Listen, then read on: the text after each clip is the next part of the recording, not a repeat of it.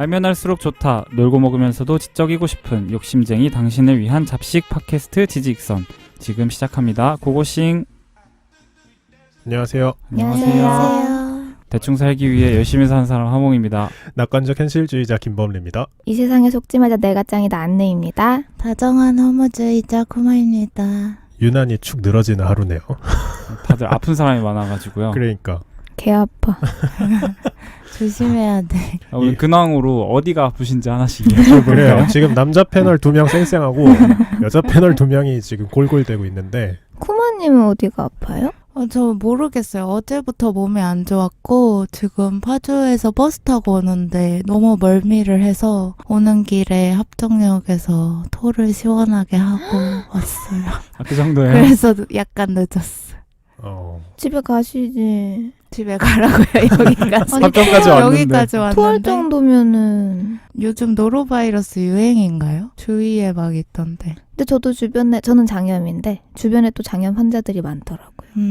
명절 때 장염 환자들이 그렇게 많대요. 왜죠? 과식하고 기름진 거 많이 먹으니까. 저는 내가 여태까지 걸린 건 장염이 아니었구나라고 뼈저리게 느끼던 며칠이었습니다. 주사 맞았어요? 주사하고 또 계속 수액도 맞았고 물만 마시면 토한다는 게 이런 거구나. 이 실감하고 있습니다. 어떡해. 두 분 기운 내시고. 선배님은 괜찮죠? 아니 이게 녹음이 되는 목소리인가요? 이게 녹음이 되는 음량의 목소리인지 모르겠네. 그럼 뭐 아느님이 알아서 잘 해주실 것 같아요. 자, 그럼 한 주 동안 있었던 후원 정리하고 시작하도록 하겠습니다. 2020년 지지익선 설날 특집에 세 분이 후원을 해주셨는데요. 기즈모송님이 1,000원, 소시민입니다 님이 2,200원, 호석이다 님이 10,000원 후원해 주셨습니다. 감사합니다. 감사합니다. 호석이다 님이 10,000원을 후원해 주셨는데요. 지금까지 모든 에피소드는 모르겠어요. 많이 들어주셨다고 회계, 혐한, 자본주의의 덫, 자각몽 좋았다고 말씀해 주셨습니다. 많은 에피소드에 이제 각각 후원해주기 귀찮아서 한 번에 후원해 주셨다고 했는데 너무 감사드립니다. 쿨하신 분인 것 같아요. 저는 유회세소님이 저의 회계 역사편을 계속 좋아해 주셨는데 이번에는 아예 사진까지 책 읽었다는 사진까지 올려주셔서 너무 뿌듯한 댓글이었습니다. 감사합니다. 기즈모성님이 지지익선 2020 설날 특집에 오 목소리다 라고 남겨주셨습니다. 신라님 목소리나 쿠마님 목소리나 다 좋다고 잘 때 꼭 듣는다고 댓글 남겨주셨는데요. 저는 더욱 활기찬 목소리가 되도록 항상 노력하고 있습니다. 오늘도 노력 중인 쿠마님. 네, 그러면 오늘 이야기 바로 시작해보도록 하겠습니다. 오늘의 주제는 제가 제목을 정하면서 조금 좀 촌스러운 느낌이 들긴 했는데 오픈소스 발라버려입니다. 뭐라고요? 오발. 네, 그것도 줄여주셨네요. 네네. 혹시 드렁큰 타이거의 그걸 갖고 온 건가요? 뭐 여러 가지 그냥 생각나는 대로 지어봤어요. 그냥 대충 지어봤습니다. 오픈소스에 대해서 이야기할 거고요. 오픈소스 뭔지 여러분 들어보신 적은 있으세요? 두 분은 아마 좀 생소하실 것 같아요. 진짜 들어만 봤어요. 오픈된 소스 아니에요? 뭐 그렇죠. 말하자면 네, 열려 있습니다. 우리는 그거 오늘 발라버리려고 제가 그만해요. 네. 코딩에 관한 이야기고요. 개발자들이 어떻게 생각하는지, 어떻게 이 세상에 더 기술을 진보시키려고 기여를 하는지, 또 이게 어떻게 돈이 되는지 이런 이야기들을 해보려고 합니다. 최근에 있었던 기사인데요. 혹시 보셨을지 모르겠어요. 오픈소스 아카이브 프로그램이라는 이야기가 있었어요. 북극에다가 소스 코드들을 저장하는, 프로그램을 저장하는 프로젝트입니다. 뭐 그럼 이 얘기는 들어보셨나요? 최근에 몇 년 전인가요? 북극에 씨앗들의 종자를 모아가지고 보관을 하겠다 하는 이야기 있었어요. 몇 년 전부터 뉴스가 나왔던 것 같아요. 그 스발바르 국제 종자 저장소? 맞습니다. 네. 맞습니다. 방금 검색해봤는데 네. 기사는 몇 년 전부터 본 것 같아요. 혹시 모를 인류 종말에 대비해서 씨앗들을 저장하고 이제 종말의 신호가 오면 몇 년 뒤에 그 씨앗들이 뿌려지는 그런 프로젝트인데 그에 준하게 소스 코드들을 똑같은 스발바르 지역에다가 보관을 한다는 거예요. 스발바르. 네, 노르웨이의 지역 이름이고요. 폐석탄을 개조해서 1000년 동안 저장 가능한 벙커를 만들고 거기다가 이제 소스 코드들을 저장하게 됩니다. 근데 뭐 씨앗이나 종자는 인류가 멸망하고 나서 지구에 다시 뿌려서 자라나도록 하려는 목적이잖아요. 네네. 그러니까 보존하려고. 네. 근데 소스 코드는 인류가 없어지면은 네. 컴퓨터가 없으면 아무 의미 없는 거 아니에요? 그래서 이 프로젝트 홈페이지에 들어가 보시면 이런 설명들이 되어 있는데 예전에 알렉산드리아 도서관이라고 있었어요. 이집트인가 그 어디 있었던 그거 네, 아니죠? 그 알렉산더 대왕 시절부터 온 지구의 지식을 다 여기다 축적을 시키겠다라고 모으고 있었는데 불타서 없어졌잖아요. 맞아요. 네, 그래서 뭐 칼 세이건 이런 분들도 거기에 있는 문서를 다시 한번 확인해 볼 수 있으면 진짜 소원이 없겠다. 뭐 이런 이야기를 하셨었는데 이 오픈 소스 코드들을 저장을 하는 것이 현재 인류의 기술을 스냅샷으로 저장하는 역할을 한다고 생각을 하시면 될 것 같아요. 그래서 그만큼 중요하고 우리가 이만큼 발전했다, 우리가 현재 무엇을 중요하게 생각한다를 다룬다고 생각을 하시면 될 것 같습니다. 그래서 250m나 광산을 파서 거기다가 880만 픽셀의 QR코드로 변환된 테이프 저장 장치, 그러니까 영화 필름이랑 비슷한 거예요. 거기다가 이제 소스 코드를 변환을 해가지고 GitHub이라는 그 사이트가 있는데 거기서 유명하고 또 되게 중요하다고 가치 있는 소스 코드들을 저장하게 됩니다. 너무 신기하다. 근데 소스 코드가 하는 일이 뭔가요? 그래서 그 용어들을 좀 정리를 해드릴게요. 먼저 소스 코드인데 컴퓨터 프로그래밍 언어로 기술한 글 자체를 말합니다. 그러니까 이렇게 글이 쓰여 있는데 그 글을 프로그램으로 만들 수 있는 거예요. 조금 더 설명을 드리면 한 개 또는 여러 개의 텍스트 파일로 구성되고요. 현대 소프트웨어 개발에서는 기계어가 극히 일부분의 영역에서만 쓰이고 대부분은 고급 언어로 된 소스 코드를 컴파일하여 사용한다. 라고 검색을 해봤습니다. 무슨 말인지 모르겠죠? 설명할수록 미궁으로 빠질 것 같은데. 네네. 그래서 조금 더 설명을 드리면 기계어라는 게 있어요. 이게 말 그대로 우리가 코딩을 생각하는 그 이미지 막 0, 1, 0, 1 그 매트릭스에 주르륵 나오는 그런 이미지 있죠. 0, 1, 0, 1을 조합하면 무수하게 많은 정보를 다룰 수 있고 그거로 기계를 제어할 수 있는 거예요. 그래서 이걸 기계어라고 부르고요. 근데 이제 기계어를 011을 쓰다 보면 무슨 말인지 사람이 알아먹기가 힘들잖아요. 그래가지고 얘를 조금 더 고급화, 추상화한 게 어셈블리어라고 돼서 어디 메모리에 있는 컴퓨터 메모리에 있는 뭐를 불러와라, 뭐랑 뭐를 더해라.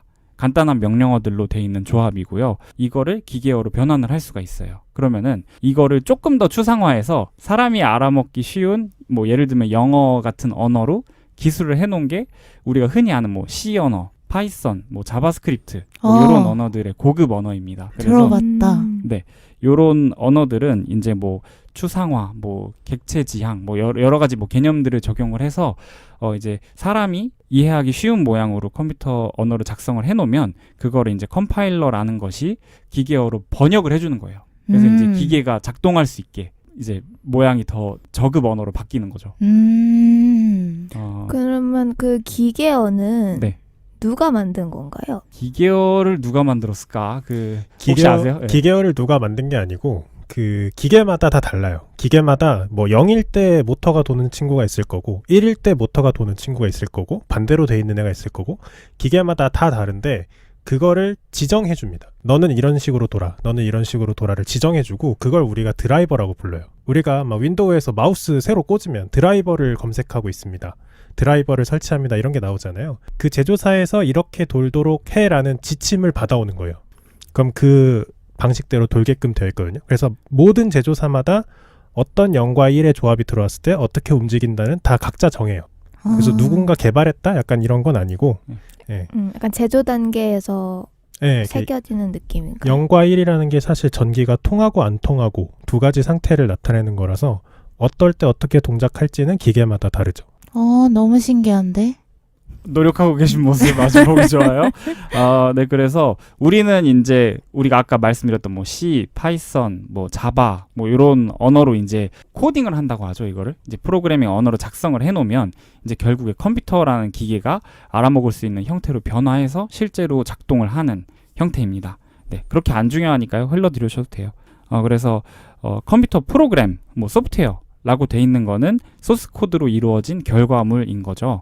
그러니까 뭐 제가 늘 하는 비유로 소스 코드가 글이라고 하는 개념이면 프로그램은 책과 같은 개념이에요. 그리고 이제 뭐 한 가지만 조금 더 여담으로 말씀드리자면 프로세스라고 하는 개념이 있는데 우리 뭐 윈도우즈에 보면은 컨트롤 알트 딜리트 누르면 프로세스 관리자 뭐 이렇게 나오잖아요. 작업 관리자 뭐 이렇게 나오잖아요. 컴퓨터 막 맛 갔을 때 맞아, 거기서 맞아. 뭔가를 죽여야 되잖아요. 쓰고 있는 거를. 맞아. 맞아. 네, 거기 있는 건 이제 프로세스라고 부르는데 프로세스는 실행 중인 프로그램이라는 개념이에요. 그러니까 아까 제가 음. 프로그램이라는 책이 있다면 그 책을 읽는 행위 또는 이제 책에 있는 내용대로 무언가 행동을 하는 거를 이제 프로세스라고 생각을 하시면 될 것 같아요.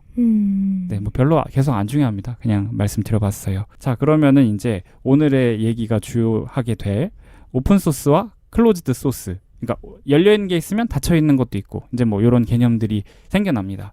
소스 코드가 어떠한 형태로 존재하나에 대한 이야기인데요. 주로 이제 저작권에 대해서 분류를 하게 되고 클로즈드 소스가 우리가 알고 있는 자연스러운 개념일 것 같아요. 소스 코드로 만들어진 그 프로그램 자체만 뭐 예를 들면 예전에 뭐 CD, 디스켓 아니면 뭐 다운로드 받을 수 있는 형태로 유통이 되고 이제 소스 코드를 소유한 단체나 기업은 그 코드 자체를 공개하지 않는 거예요.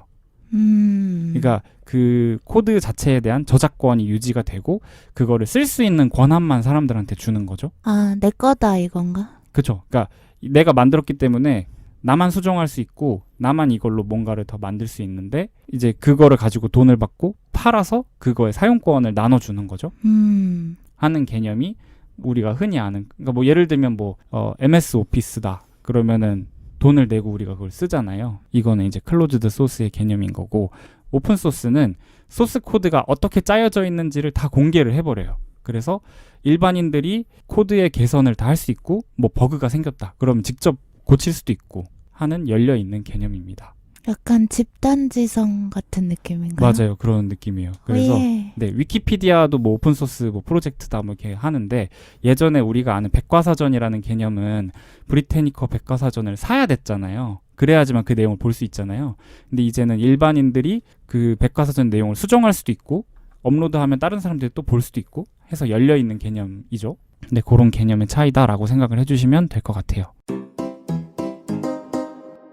자, 그럼 이 컴퓨터 사이언스 분야에서 굉장히 역사적인 순간들이 있었어요. 특히 오픈소스에 관련돼서 제가 처음으로 말씀드리고 싶은 건 리눅스라는 OS인데요. 운영체제인데요. 혹시 리눅스는 들어본 적 있어요? 네. 네, 뭐 이게 막 뉴스에도 나오고 뭐 흔히 왕왕 나오는 단어입니다. 근데 이제 걔를 설명하기 위해서 유닉스라는 또 운영체제가 있는데 왜 그거를- 눈치를 봐요 자꾸. 아 미안해서 너무 자꾸 새로운 개념이 등장해서 요거를 먼저 설명을 드려야 돼요. 위닉스요? 유닉스. 위닉스. 그 드라이기 브랜드 유닉스하고 스펠이 똑같습니다. 맞아요. UNIX. 네. 네. 왜 이름이 똑같은지는 모르겠어요. 네.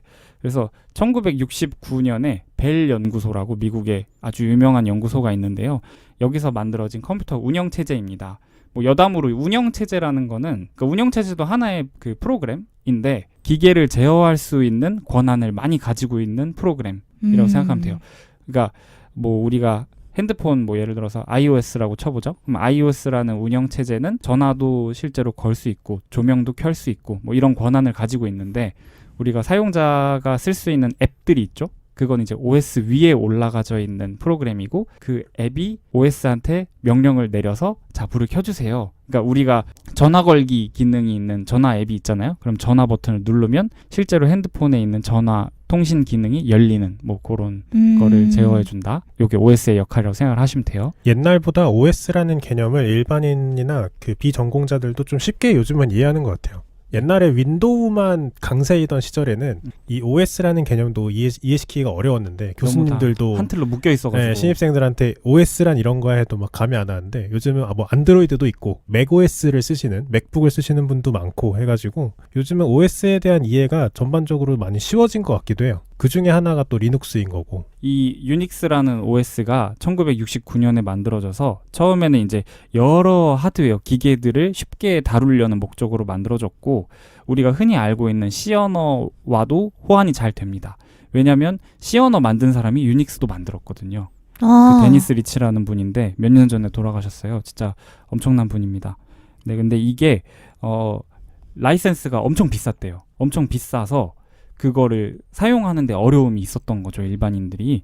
근데 이제 또 말도 안 되는 일이 또 하나 일어났는데 리누스 토발즈라는 어느 대학생이 있었습니다. 근데 이분이 컴퓨터 전공을 했던 거예요. 그래서 컴퓨터 이 운영체제 수업을 듣다가 교수님이 이 유닉스로 만들어진 뭐 이제 유닉스 기반으로 만들어진 미닉스라는 또 운영체제가 있었는데 이제 요거를 가지고 방학 동안에 요거 한번 써봐, 실습으로 써봐 하면서 나눠주신 거예요.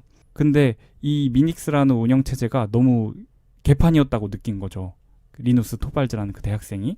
그래서 방학 기간에 새로운 OS를 새로 만들어 버렸습니다. 아우 그려 이렇게 하고 내가 만든 거구나. 뭐 거의 그런 정도인 것 같아요. 그래서 탄생한 운영체제가 리눅스입니다. 네. 이 리눅스라는 운영체제가 얼마나 대단하냐면은 퍼블릭 우리 클라우드 서비스 있죠? 여기에 90%, 세계 스마트폰의 82%, 인베디드 기기의 62%, 슈퍼컴퓨터의 99%가 리눅스로 만들어졌다고 합니다. 떼돈 버셨겠네요.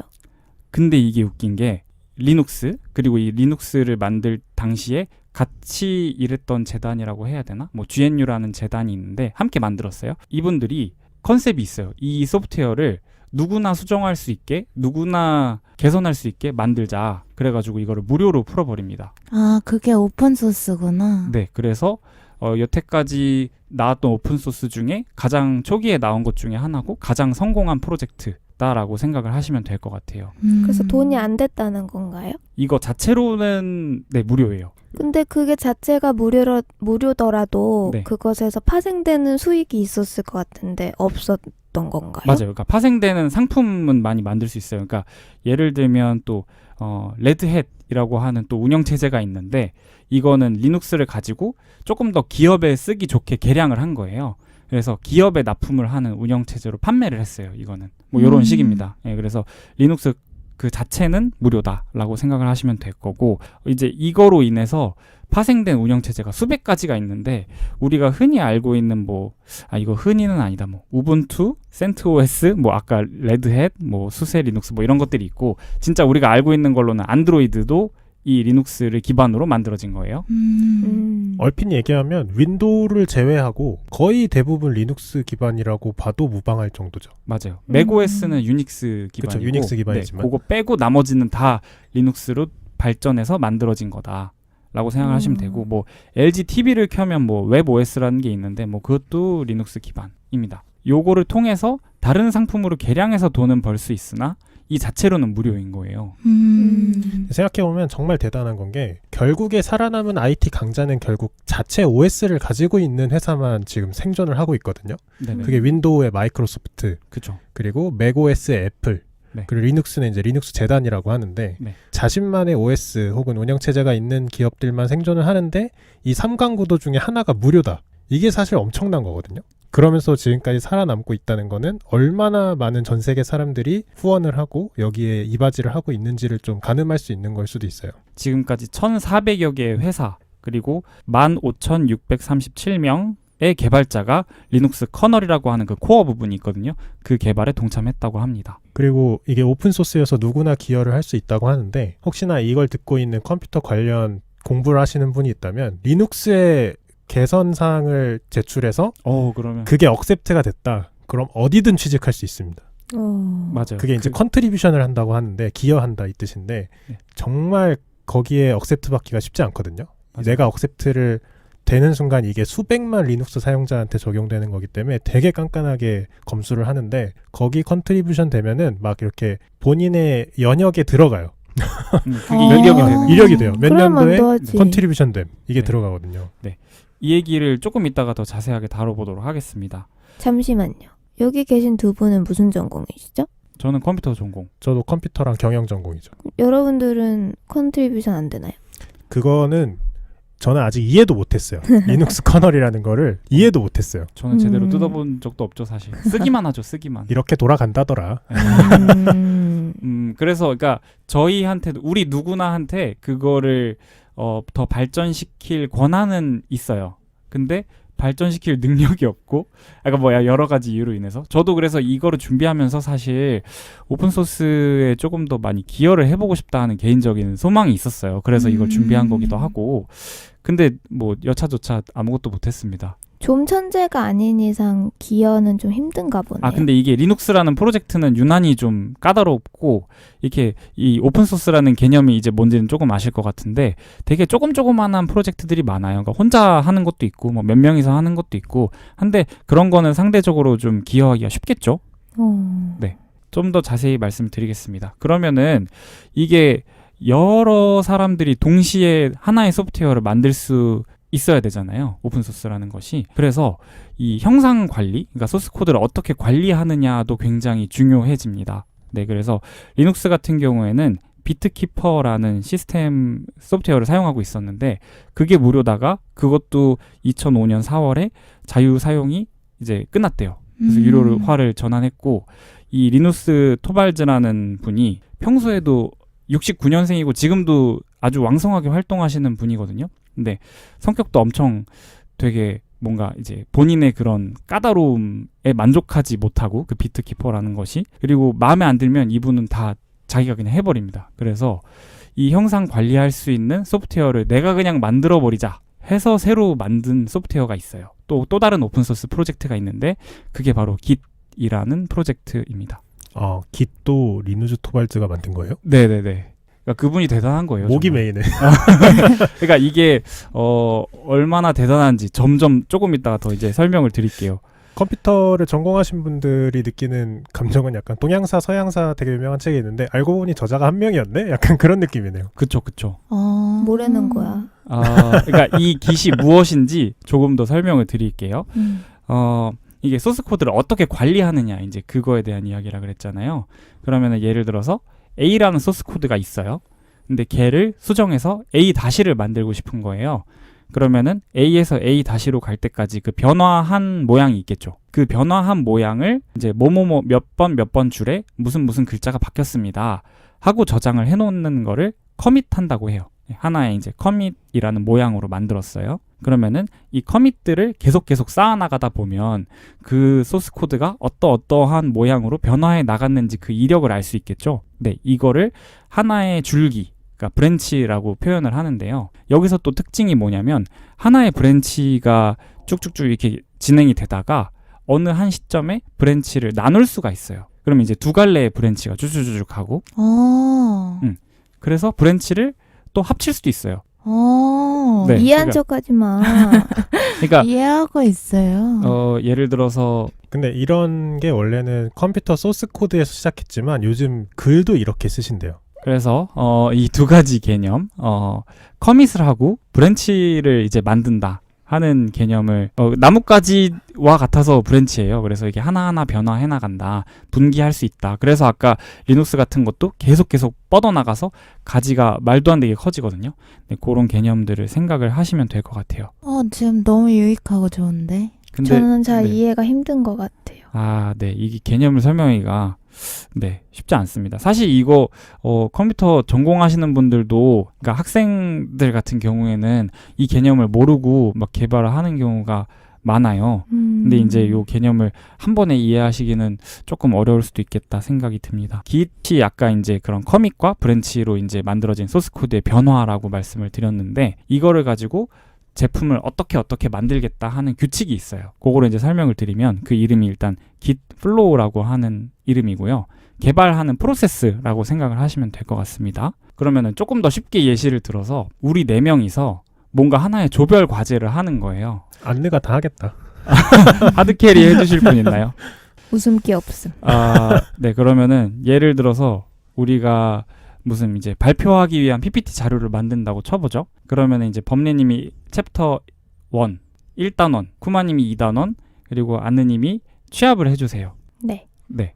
이제 그렇게 하기 위해서 저는 일단 템플릿을 만들었어요. 그러니까 1단원 제목, 2단원 제목, 그리고 결론, 이런 식으로 3개의 페이지를 만들고 여러분들한테 뿌린 거예요. 그럼 이제 범례님은 1단원, 2단원, 그리고 결론 부분을 따로따로 쓰고 있었다고 생각을 해보죠. 그러면은 이제 저는 이제 그 템플릿이라는 커밋을 하나 한 거고, 각각의 이제 3분이 커밋을 하실 건데, 그 커밋을 하나씩 범례님이 먼저 1단원을 마쳤어요. 1단원의 PPT를 완성했어요. 그래서 이제 우리가 같이 공유할 수 있는 어디 인터넷에다가 올려줬어요. 그러면 그 변화한 거를 두 분이 다 볼 수 있을 거잖아요. 저도 그렇고. 그거를 저는 이제 범례님이 개발한 거를 제가 중심적으로 관리하고 있는 가지에다가 다시 합쳤어요. 그러면은 이제 그 중심 가지가 원래 템플릿만 있었는데 1단원 내용이 합쳐졌겠죠. 네, 그리고 여전히 두 분은 각각 2단원과 결론 부분을 쓰고 계실 거고, 그 다음에 쿠마님이 또 이제 2단원을 이제 수정을 했어요. 그리고 또 반영을 해주시고 하면은 우리 모두 다 반영된 사항을 알 수 있고 해서 이제 개발을 해 나가는 건데, 이제 그 다음에 뭐 아느님이 결론 부분을 수정을 할 건데 결론을 쓰자고 보니까 1단원의 내용을 다시 좀 바꿔야 될 게 생겼어요. 그럴 때는 결론 부분을 수정하면서 1단원의 내용도 같이 수정을 하면 그것도 같이 반영이 되고 해서 우리가 하나의 문서를 만드는데 이제 모두 다 같이 기여를 한 거죠. 이게 깃이라고요? 이게 깃이라기보다 깃을 사용한 거죠, 우리가. 그러면 하몽님이 제공한 그 템플릿이랑 이 약간 프로그램 같은 게 깃인 건가요? 아니요. 이거를 합칠 수 있게 도와주는 도구죠, 깃은. 근데 그 문서 자체는 우리가 만들고자 하는 PPT 자체는 어떠한 소스 코드, 프로그램이 되는 거고. 그러면 변화 모양을 확인할 수 있고 수정해서 한 줄기로 만드는 게 깃이에요? 맞아요. 그래서 그러면은 우리가 다 내용을 합쳐가지고 첫 번째 발표 자료를 만들었어요. 그리고 교수님한테 배포를 했어요. 친구들한테 배포를 했어요. 자, 우리가 이렇게 했습니다. 했는데 교수님이 이 내용은 잘못됐습니다. 잘못됐으니까 수정해라 라고 또 이야기를 할 수 있잖아요. 그 경우에는 이제 일단 첫 번째 배포한 그 프로젝트는 그대로 놔두고 거기다가 추가로 이제 커밋들을 이어나갈 수가 있어요. 그래가지고 그 이후에 수정사항을 만들어서 또 다시 배포를 하고 하는 개념으로 계속 문서를 확장을 해나갈 수가 있는 거죠. 히스토리는 모두 다 남아있고 새로운 변화된 것도 볼 수 있고. 사실 우리가 깃에 대해서 지금 얘기를 하고 있긴 하지만 우리가 이렇게 일하는 게 대부분의 회사에서 일하는 방식이기도 해요. 누군가 처음 이렇게 엑셀로 이렇게 뭐 혹은 파워포인트로 혹은 워드로 이렇게 왁구를 잡아놓는다고 하죠, 보통. 왁구요? 보통 그런 말 쓰지 않나요? 틀, 뭐 이렇게 형식. 처음에 누군가가 이렇게 틀을 잡아놓으면 그걸 누군가한테 주고 그 사람이 어딜 채우고 그리고 또 어디다 올려놓으면 또 딴 사람이 채가서 쓰고. 근데 그런 거를 많은 회사들이 해요. 지금도 많은 회사들이 할 거예요. 어느 이렇게 중요한 폴더를 만들어 놓고 이 폴더에는 완성된 것만 올려 해가지고 막 올리고 내리고 각자의 개인 폴더가 있고 작업하던 게 뒤에다가 언더바 최종, 언더바 최종, 언더바 진짜 최종 이러면서 막 쓰다가 어느 순간 다 같이 패닉에 빠지죠. 어디까지 했지? 이러면서. 이런 약간 시행착오들을 줄여주는 하나의 협업 툴이라고 생각하시면 좀 더 편해요. 이 컴퓨터 세상에서. 그렇죠. 그러니까 이게 없었을 때는 예를 들어서 아까 범례님이 1단원, 쿠마님이 2단원을 쓰고 이제 안느님이 결론을 써야 되는 상황에서 각각 다 안느님한테 두 명이 파일을 보내줄 거잖아요. 그럼 안느님 파일을 3개를 열어놓고 파일을 그 내용을 긁어다가 옮겨놓고 이렇게 할 거잖아요. 근데 이럴 필요가 없다는 거죠. 이해가 너무나 잘 됐어요. 근데 하몽님이 주신 예시가 되게 좋았다고 느끼는 게 처음에 이제 깃이다, 뭐 프로그램이다 라고 들었을 때는 그냥 거기 사는 사람들이 쓰는 툴인가 보다 하고 별로 흥미가 안 갔거든요. 솔직히 제가 알아야 될 것도 아닌 것 같고. 근데 이제 예시를 통해 주신 게 팀 프로그램인 거잖아요. 그러니까 팀 프로젝트. 네네. 단체가 무언가를 같이 완성하는 데 있어서 굉장히 필요한 깃뿐만 아니라 굉장히 필요한 어떤 사고? 필요한 프로그램이라는 생각이 많이 들고 범례님도 말씀하셨지만 근데 그게 이제 프로그래밍 사이에서는 깃이라는 이름으로 프로그램이 만들어져 있다. 맞아요. 이런 느낌으로 받아들일 수 있는 것 같아요.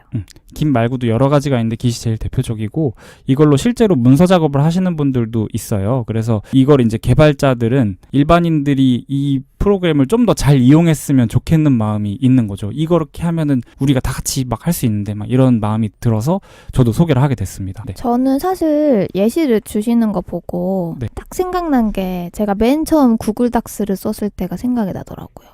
맞아요. 그것도 약간 비슷하죠. 다 오프라인이었다가 네. 구글 닥스 맨 처음 썼을 때 처음에는 조금 느려서 불편하다 생각했는데 생각해보니까 그런 상황이 좀 피해지는 거잖아요. 나 수정 다 했어 하고 딱 줬는데 나 수정했는데 어제 해서 다시 또 수정해야 되고 이런 상황을 피해주게 되고 모두가 온라인이 되게끔 만들어주는 그런 느낌인 맞아요. 건가요? 그럼 구글 닥스에 만약에 브랜치가 생긴다면 어떤 네. 느낌인 걸까요? 구글 닥스에 브랜치가 생긴다면 빈 페이지에 범례는 1단원의 글을 썼고 쿠마는 2단원의 글을 썼고 안느는 결론을 썼어요. 그럼 다들 첫 번째 줄에 시작했을 거잖아요. 그 세 개를 합치는 순간 1단원, 2단원 결론이 정해지는 거예요. 그러니까 이거를 복사해서 붙여놓고 복사해서 붙여놓고 무슨 이걸 하는 게 말인지 아니라 알겠어. 세 개의 브랜치를 쫙 합치는 순간 하나의 문서가 돼버리는 거예요. 그래서 제가 Git 플로우 이야기를 하다가 좀 더 딴 길로 세가지고 좀 더 개념을 설명 못 드렸는데 이 브랜치를 나눠서 가져가게 되면 사람들한테 배포할 수 있는 완성본의 브랜치가 따로 있고 실제로 내부 개발자들이 개발하는 브랜치가 따로 생겨요. 그래서 이제 개발은 이렇게 뚝딱뚝딱 하는데 외부 사람들이 그 개발 중인 걸 쓰면 막 버그나 이런 것들이 많이 생길 거잖아요. 문제가. 완전히 안정화된 버전은 밖에 배포하는 용으로 따로 빼놓고 내부적으로는 또 따로 갖고 있고 할 수가 있습니다.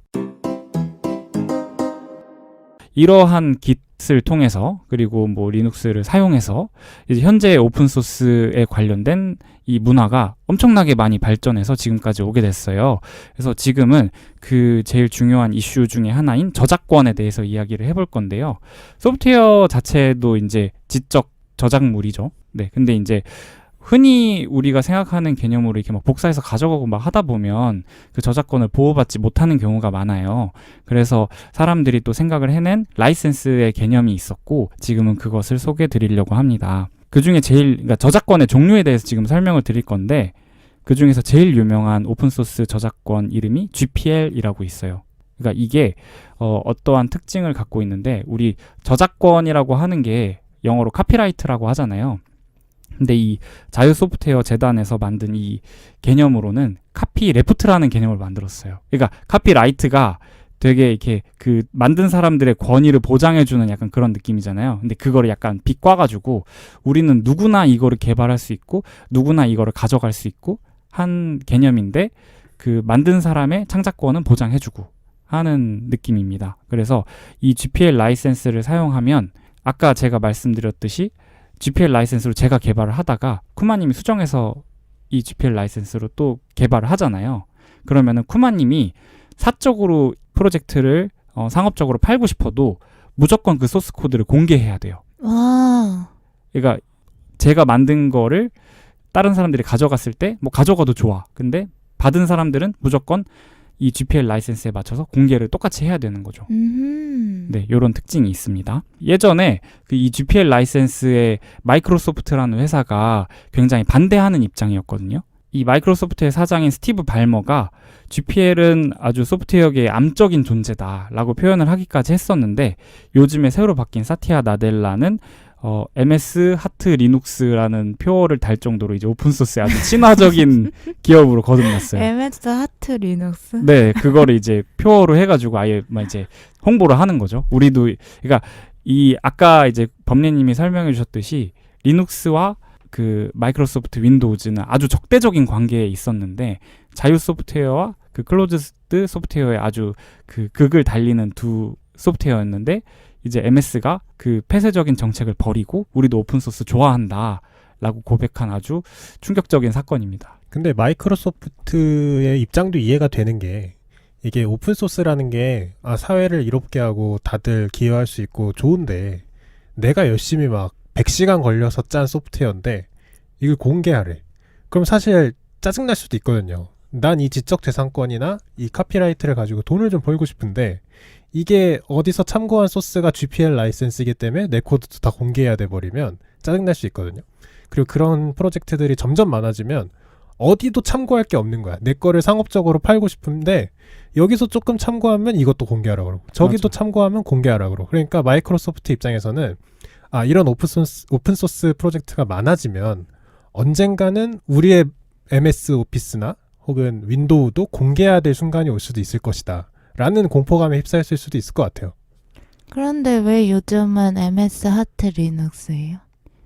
그러니까 그 소프트웨어 개발의 방향을 바꿨다고 생각을 하시면 될 것 같아요. 그러니까 여태까지는 MS 직원들만 개발을 하는 되게 갇혀있는 프로젝트였는데 아까 범례님이 말씀해 주신 것처럼 온 세상이 다 오픈소스고 이 흐름을 막을 수가 없는 거예요. 그래서 뭐 하나 까딱 잘못 쓰면 문제가 될 수도 있고 하기 때문에 우리도 친 오픈소스적인 기업으로 거듭나자 해서 이제 정책을 바꾸고 수익 모델을 바꾸게 되는 거죠.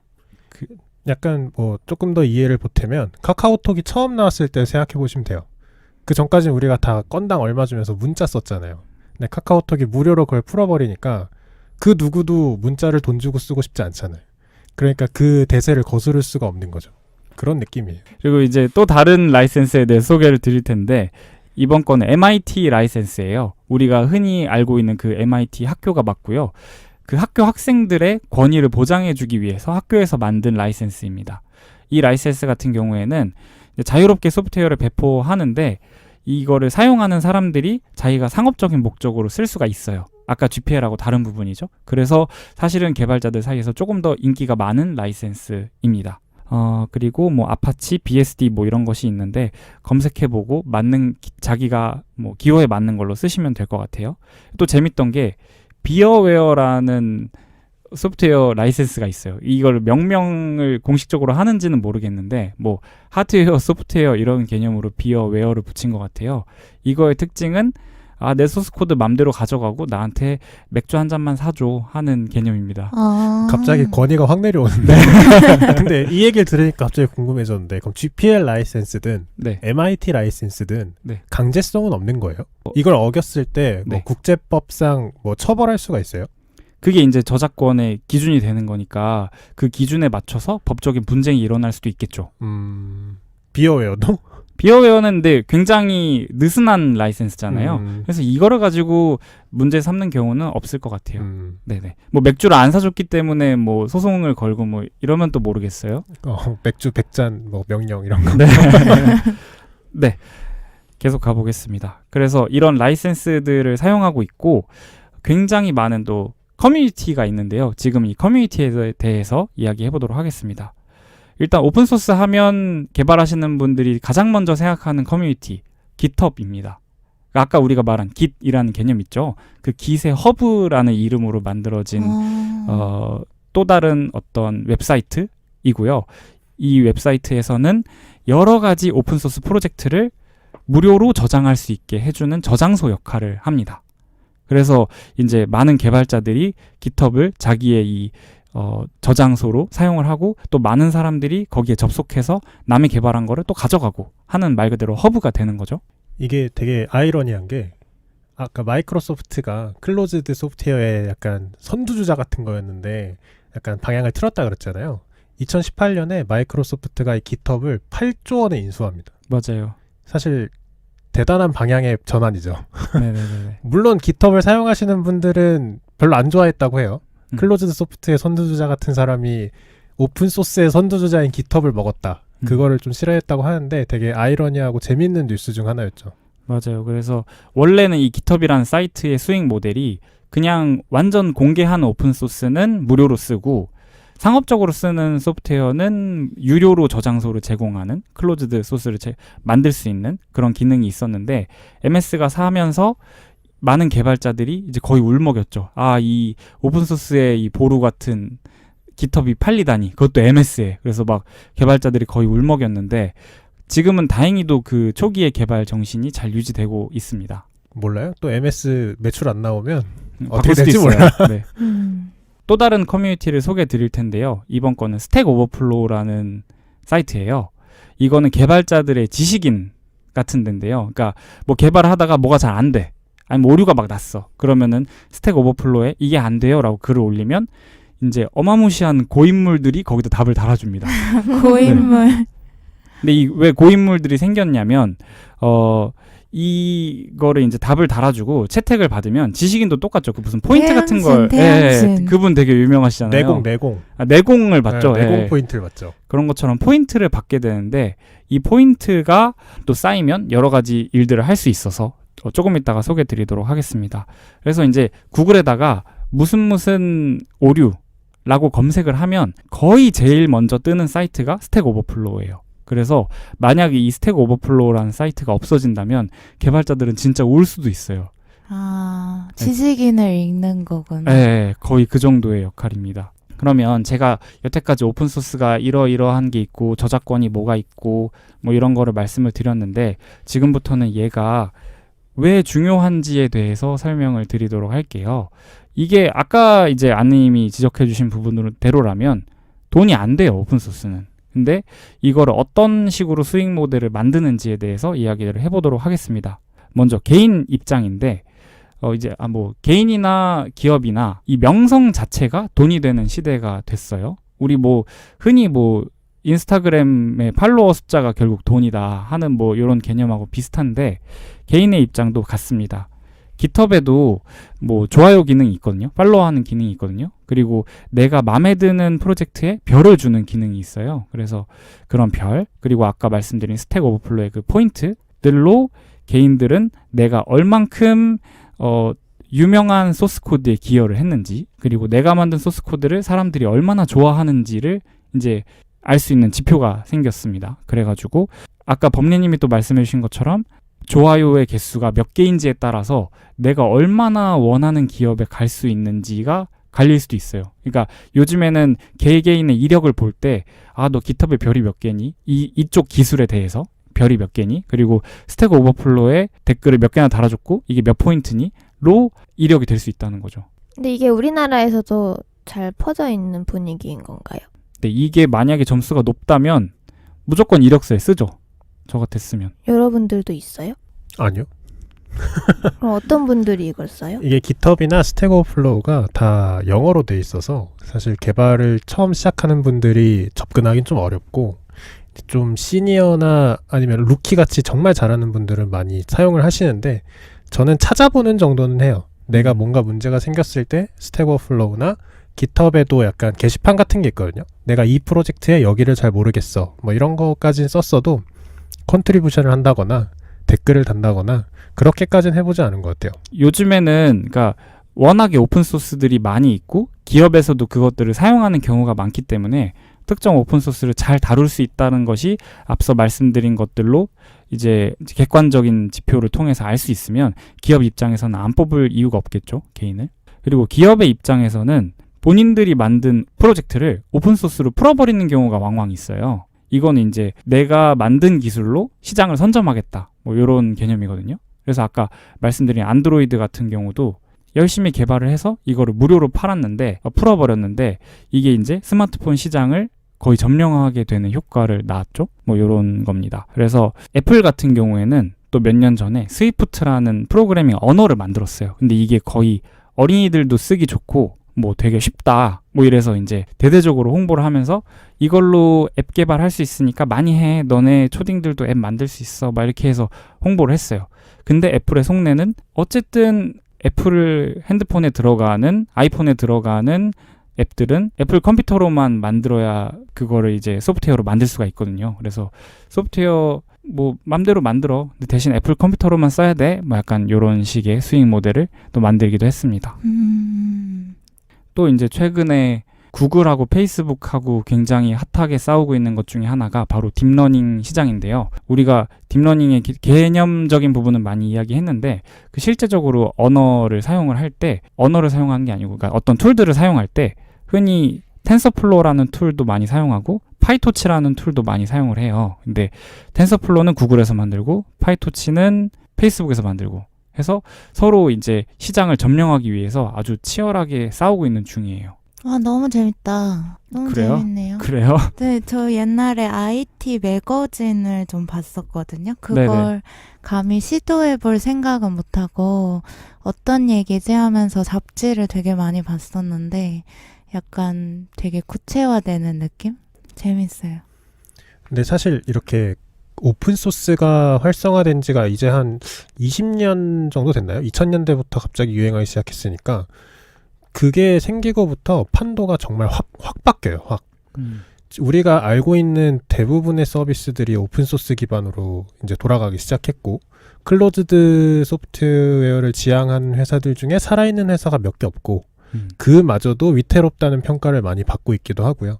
특히 기업들이 오픈소스를 사용하기 시작하면서 그냥 이제 B2B라고 하죠. 기업 간의 소프트웨어를 주고 팔던 회사들, 사고 팔던 회사들이 점점 수익이 악화되고 활로를 찾으려고 자기들도 코드를 공개하고 너도 나도 공개하면서 이제 오픈소스가 완전한 대세를 넘어서 너무 당연한 것처럼 요즘은 여겨지기도 해요. 뭔가 대단한 프로그램 만들었어, 이 정도 성과도 잘 나와, 그러면 그래, 코드 좀 보자, 이런 식으로 되게 당당하게 요구하기도 해요. 요즘에는 왜 못 보여줘? 뭐가 구려서? 약간 그런 식으로. 자신이 있으면 자신 까보시지. 있으면 까봐. 약간 그런 거죠. 근데 사실 개발하는 입장에서는 두 가지 마음이 다 있을 수 있어요. 아, 나는 이걸 별로 보여주고 싶지 않은데? 라고 생각할 수도 있고, 아, 그래, 여기 있어. 봐봐. 따라할 수 있으면 따라해봐. 약간 그렇게 당당하게 까는 사람도 있을 거고. 그래서 소프트웨어 시장이 많이 변하고 있고, 사실 어떻게 보면은 요즘 정부뿐만 아니라 여기저기서 소프트웨어 교육을 해야 된다. 뭐 컴퓨터적인 사고력을 높여야 된다라고 얘기를 하는 게, 이게 오픈소스가 활성화되면서 이 소프트웨어 업계에 진출하는 사람들이 정말 많아져요. 이게 누구나 할 수 있고 컴퓨터만 있으면 누구나 타자 두들겨서 할 수 있는 거다 보니까 이 파이도 점점 커지고 직업의 비중도 높아지고 그런 약간 사회의 변화까지도 이끌어낸 게 아닌가 생각합니다. 네, 그래서 이제 원래는 그냥 무료로 풀리는 소프트웨어들인데 이것이 어떤 식으로 돈을 벌 수 있겠구나라는 게 조금씩 이제 감이 잡히고 계실 것 같은데, 이제는 진짜 이 오픈소스를 가지고 치열하게 싸우는 이야기도 한번 들려드릴게요. 이제 아까 우리가 흔히 알고 있는 기존의 개념은 기업이 어떤 소프트웨어를 만들었으면 소스코드를 공개하고 싶지 않을 거 아니에요. 그런 회사 중에 대표적인 곳이 한글과 컴퓨터였는데요. 우리가 알고 있는 그 한컴 오피스? 네, 한컴 오피스 아레아 한글 있잖아요. 그것도 역시 옛날 개념대로 보면 자연스럽겠죠. 클로즈드 프로젝트 중에 하나였는데 그 중에 일부 기능, PDF 변환하는 기능을 오픈소스인 고스트 스크립트라는 소프트웨어를 사용을 한 거예요. 근데 이제 그 고스트 스크립트는 미국에 있는 아티팩스라는 회사의 저작물이었거든요. 근데 이게 라이센스가 두 가지였어요. 하나는 GPL이 있고, 그러니까 무료로 쓰려면 GPL 라이센스 달고 다 공개해, 이런 거였고, 유료로 쓸 거면 공개 안 해도 돼 하는 이중 라이센스였거든요. 근데 한글과 컴퓨터가 임의로 무료로, 그러니까 소스 코드를 공개하지 않은 채로 썼는데도 돈을 내지 않은 거죠. 그러니까 소스 코드를 공개를 하든가 돈을 내든가 둘 중에 하나를 해야 되는데 둘 다 안 한 거예요. 그래가지고 소송이 일어났고 결국엔 졌어요. 그래서 아티팩스에 205만 달러, 23억 원을 이제 지불하는 걸로 합의를 맺었습니다. 원래 쉣. 사서 썼으면 얼만데요? 뭐 그건 모르겠어요. 근데 그거보다 쌌겠죠? 그렇겠죠? 훨씬 네. 쌌겠지. 네, 그래서 23억 원을 손해를 본 거죠. 그러니까 뭐 이런 식입니다. 그래서 그걸 어떻게 알았을까요? 자기네 코드가 쓰였다는 걸. 근데 요즘에 리버스 엔지니어링이라고 해가지고 프로그램이 만들어진 것도 역으로 추적해서 이게 소스 코드를 이제 완벽하게는 아니지만 복원을 해내는 경우도 있어요. 아까 제가 그 고급 언어로 저급 언어로 컴파일을 한다 그랬잖아요. 그거를 다시 역으로 이렇게 막 추적을 해서 만들 수도 있고, 아니면 뭐 그럴 수도 있죠. 내가 만든 이 고스트 스크립터에는 어떠한 버그가 있어. 아, 본인만 아는. 네, 그런 게 있어. 근데 해봤더니 뭐 나올 수도 있고. 새끼손가락에 점이 있어. 그런 그쵸, 걸 아는 그쵸. 거지. 네. 그런 걸로 이제 판단을 할 수도 있겠죠. 아, 그럴 수 있겠네요. 이건 누가 봐도 우리 거 같은데 네, 작동하는 방식도 똑같고. 그쵸. 그래서 의문을 삼고 뭔가 이렇게 알아봤을 수 있겠네요. 네네네. 이런 경우가 있고요. 이번에는 정말 이 오픈소스라는 개념, 이 생태계 자체를 뒤흔드는 어마무시한 소송이 있었습니다. 구글과 오라클의 자바 대전으로 명명되는 소송인데요. 거의 지금 10년 넘게 싸우고 있어요. 이 얘기를 해드리겠습니다. 구글이 아시다시피 안드로이드라는 운영체제를 소유하고 있잖아요. 근데 이 안드로이드라는 운영체제는 자바라는 컴퓨터 언어로 만들었습니다. 원래 자바라는 언어가 그 선 마이크로 시스템즈라고 또 다른 회사에서 만든 언어인데, 이거를 거의 오픈소스로 무료로 사용을 하고 있었어요. 근데 어느 날 2009년에 그 선 마이크로 시스템이 오라클이라는 회사에 팔린 거예요. 오라클이라는 회사는 기업용 데이터베이스를 주로 이제 팔던 회사였는데, 이 회사 자체에 자바가 팔리게 된 거죠. 이러면서 오라클이 구글에 소송을 겁니다. 이때가 2010년이고 그 소송의 내용은 그 우리가 이 자바를 사용하는 API라고 하거든요. 그 API는 뭐 이런 거죠. 내가 이 부분의 개발을 이렇게 했는데 입력은 뭐고 출력은 뭐야. 근데 상대방 쓰는 입장에서는 그게 어떻게 구현되는지까지는 알 필요가 없잖아요. 그렇기 때문에 입출력만 이렇게 정해주면 어떤 기능을 할 수 있어라는 게 보장된 내용이에요. 그걸 이제 묶어서 API라고 만들었는데, 구글이 안드로이드를 만들면서 그 API들을 사용했고 이것이 오라클의 저작물을 침해했다라는 류의 소송입니다. 그래서 첫 번째로 제기된 소송은 구글이 이 API라는 저작물을 무단으로 사용했다. 이렇게 해서 2012년에 1심은 구글이 승소를 해요. 그러니까 이거의 요는 API라는 거는 저작물이 아니야. 이래가지고 이제 구글 너네가 쓴 거 괜찮아 라고 해줬는데 2014년에 있는 2심에서는 오라클이 다시 이겼어요. 그 API도 저작권이 맞아 라는 판결로 뒤집힌 거죠. 그래서 구글이 2015년에 다시 대법원에 상고를 했는데 이게 기각되면서 다시 파기환송이 됩니다. 이게 이제 파기환송이 되면서 새로운 재판이 또 다르게 열리거든요. 근데 이 내용은 API라는 건 저작물이 맞는데 구글이 API를 정당하게 사용을 했는가 부당하게 사용을 했는가에 대한 소송으로 바뀌거든요. 그래서 똑같이 첫 번째는 구글이 이겼어요. API를 쓴 거는 공정하다. 공정하게 썼다. 구글이. 이렇게 해서 구글이 1심에서 이겼는데 2018년에 있는 2심에서는 또다시 오라클이 이겼어요. API를 너네가 불법으로 썼어. 해가지고 거의 90억 달러, 10조 원을 배상하게 생겼습니다. 말도 안 되죠? 아까 GitHub 살 때 8조 아니었어요? 그쵸. 근데 이거는 이제 10조 원을 구글이 오라클에 배상을 하게 생겼는데 여기서 구글이 또다시 상고를 올렸어요. 대법원에다가. 내 이게 생각에 한 100년 이렇게 가는 거 아니야?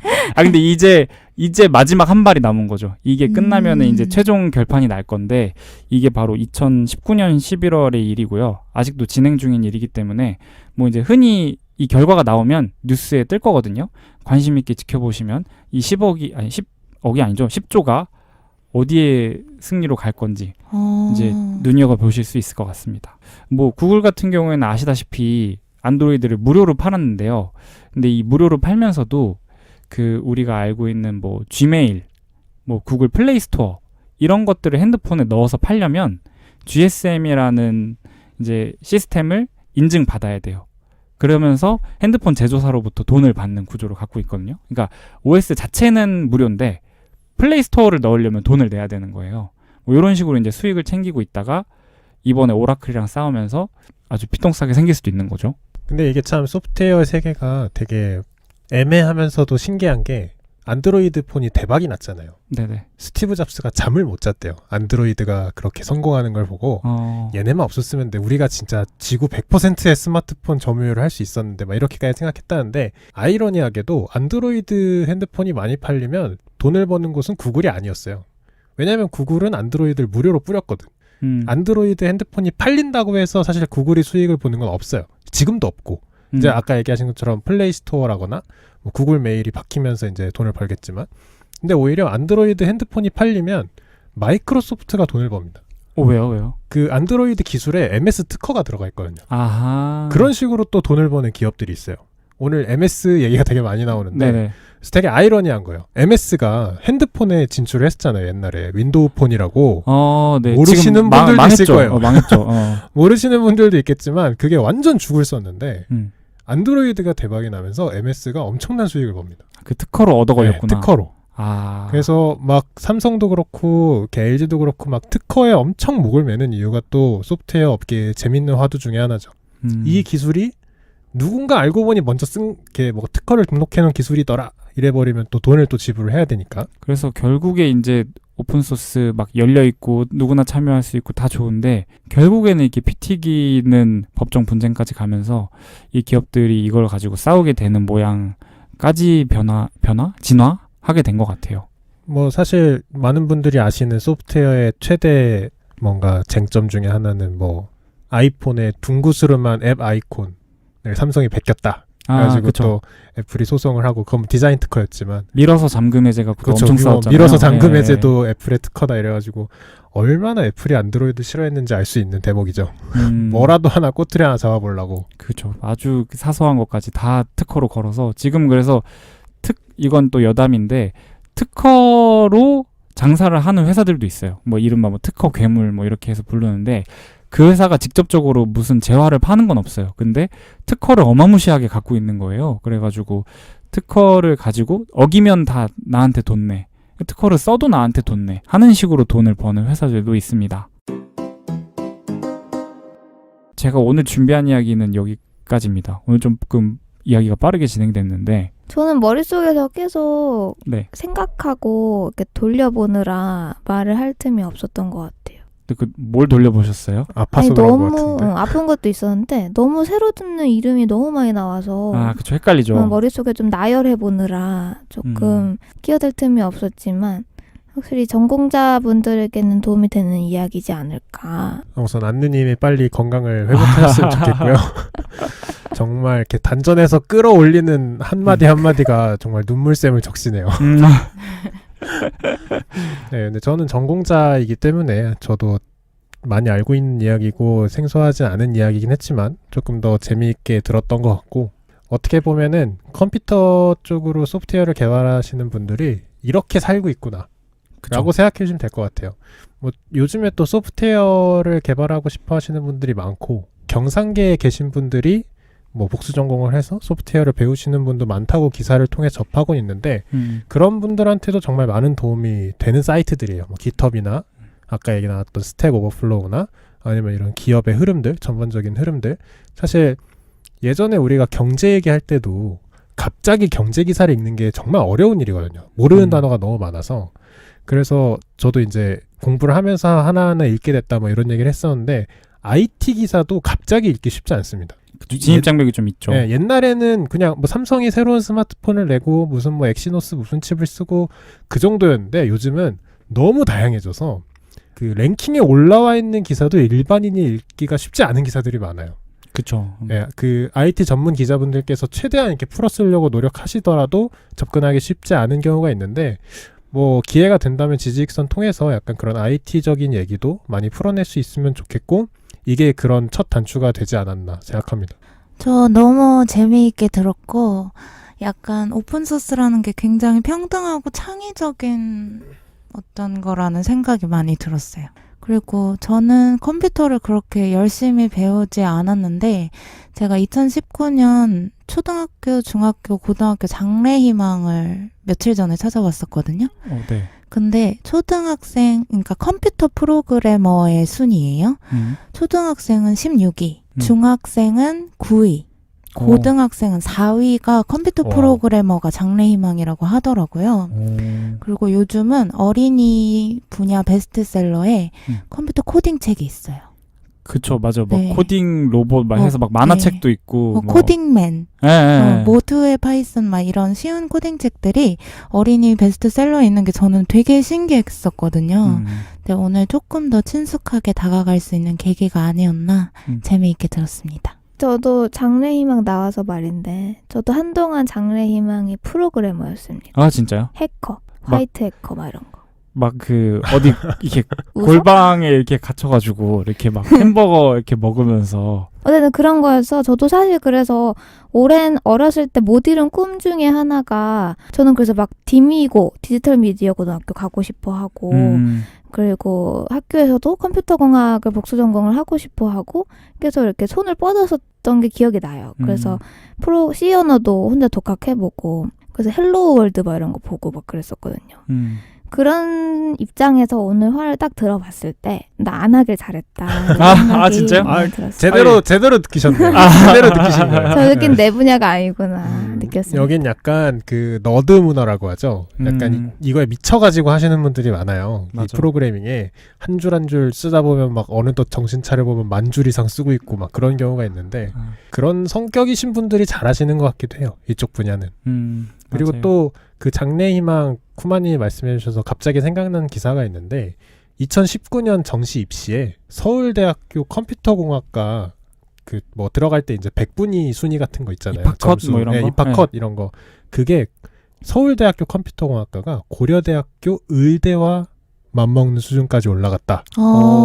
그런 이게 기사가 사실 나왔어요. 서울대 의대나 고대 의대나 종이 한 장 차이라고 생각하잖아요. 사실 다. 의대는 어딜 그러니까 가도 완전 그 그치, 신계에 신계지. 있는 거잖아요. 근데 서울대 컴공이 그 정도의 이상이구나. 그 뭐 기사에 따르면 뭐 고려대학교 의대가 상위 표준 점수 누적 100분이 0.13%인 사람만 0.13? 네, 퍼센트. 0.13 1.3도 아니고? 네. 아, 인데 서울대학교 컴퓨터공학과가 0.13에서 0.15 정도를 기록했다 해가지고, 뭐 컴퓨터공학과가 그만큼 인기가 많아졌고, 뭐 대한민국의 4차 산업혁명에 뭐 청신호가 켜졌다 뭐 이런 기사였는데 4차 산업혁명에 청신호가 켜진 것까지는 모르겠지만 컴퓨터공학이나 소프트웨어에 대한 약간 학생들의 열이나 그런 장래희망의 변화 그런 건 좀 단적으로 볼 수 있었던 예인 것 같아요. 사실 그렇게 너드 문화 엄청나게 똑똑한 사람들만 할 수 있다 뭐 요런 뭐 이야기도 맞는 말씀입니다. 근데 제가 오늘 더 드리고 싶었던 이야기는 누구나 할 수 있다에 조금 더 초점을 맞춰서 생각을 해주시면 좋을 것 같고요. 저도 그 누구나의 후보에 있지만 아직 기여를 하지 못한 사람으로서 스스로 또 자극이 됐으면 좋겠는 마음에서 여러분들께 이야기를 소개드리게 됐고, 이제 이 이야기를 코딩하는 데 쓰지 않더라도 아까 말씀드린 것처럼 Git 같은 경우는 뭐 글을 쓸 때도 할 수 있고 뭐 다용도로 쓸 수 있기 때문에 뭐 한번 찾아보시면 좋을 것 같아요. 조금 쓰기 어려울 수 있어요. 근데 한번 적응하면 이만큼 편한 게 없습니다. 네, 하몽님 오늘 이야기 너무 잘 들었습니다. 마무리하기 전에 오늘 한 가지 슬프다면 슬픈 소식이 있는 것 같아요. 다들 손수건 준비되셨나요? 왜요? 눈물 닦. 입원하세요? 손수건 말고 양말을 주세요. 이번 화를 끝으로 저는 지지익선과 앞으로 함께하지 못하게 될 것 같아요.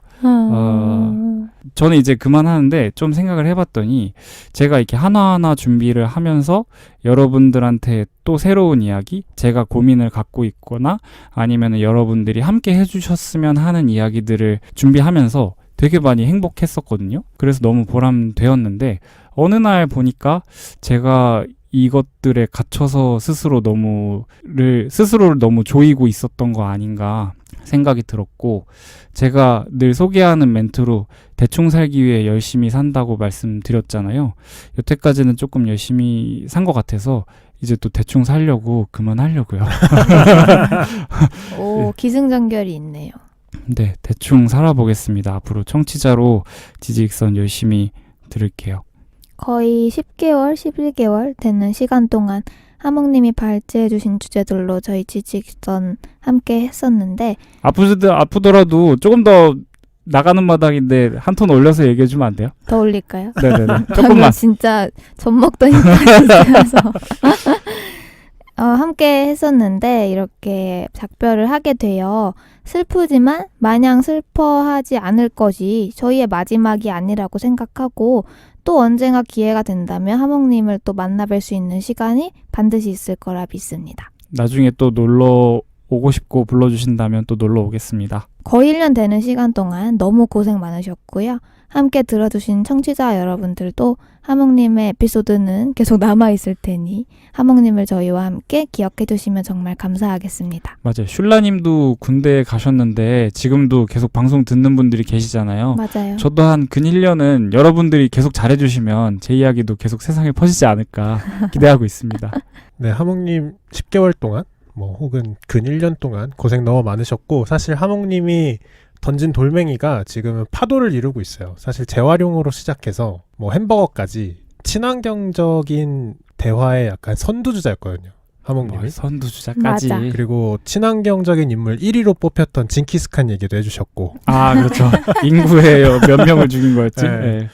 그래서 사실 그 하몽님이 던진 재활용이라는 작은 돌로 사실 제가 지구온난화 인구 종말론이라는 그런 주제도 준비를 하게 됐고, 안느님이 계속 마음에 새기고 텀블러를 사용하고 있다는 얘기도 했었고, 또 댓글 중에 뭐 우리 지지익선을 듣고 자기도 텀블러를 챙겨서 카페를 간다는 분도 댓글을 달아주신 적이 있고. 맞아요. 너무 고마웠어요. 네, 그래서 하몽님이 저희 지지익선에 지대한 영향을 주신 것 같고, 또 청취자분들이 살아가는 데에 삶의 방향을 조금 더 바꿀 수 있는 기회를 주신 것 같아서 감사하다는 말씀 드리고, 그동안 너무너무 수고하셨다는 말씀 드리고 싶습니다.